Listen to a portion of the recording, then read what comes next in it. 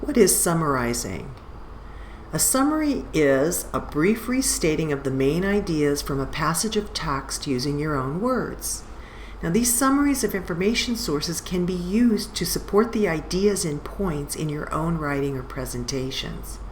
Some characteristics of a summary include, first of all, it's shorter or more condensed than a paraphrase.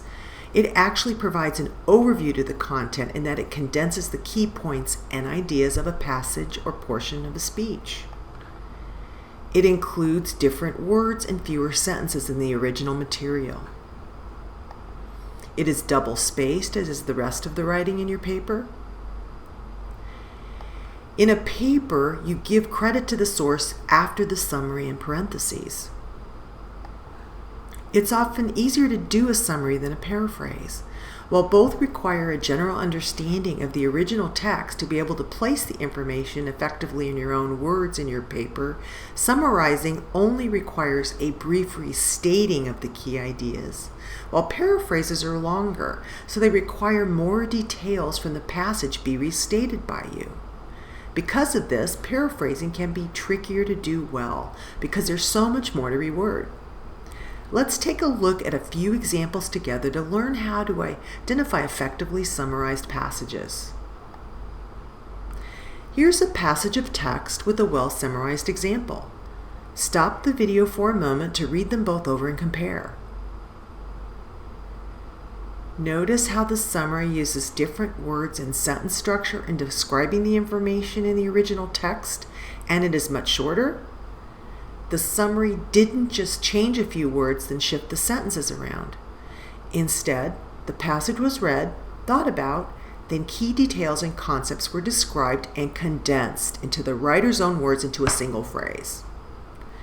Notice how the summary is double-spaced and the author and page number are provided at the end to help identify the source and the work cited. And, according to MLA, if there isn't an author and page number provided in the source material, you use the first part of the works cited entry to reference the source in the text of the paper within the parenthetical citation. Let's take a look at this second example. Here's the same passage of text with a different summary below. Read them both over and compare, stopping the video for a moment and deciding whether or not this second version is well summarized. Actually, no, it is not as well summarized as a previous summary. First of all, it has more sentences and words.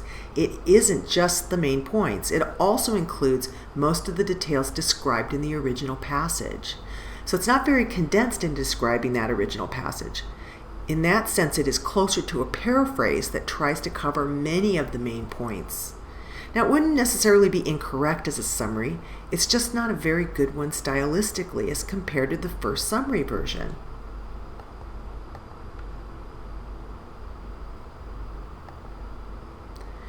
Now, there are some summarizing best practices to follow when writing a paper.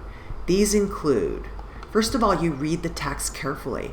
Make sure you thoroughly understand what it's saying before deciding to use it. Secondly, look away from the text. Put it down so the author's exact words don't stay in your mind.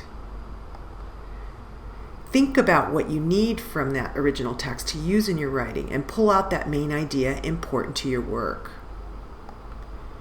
Use your own words or phrasing in restating that idea.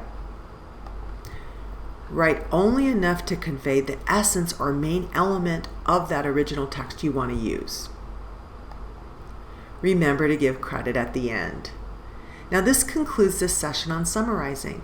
Please exit the video and continue on to the next slide where you will complete a few practice exercises on this topic to prepare you for the final quiz.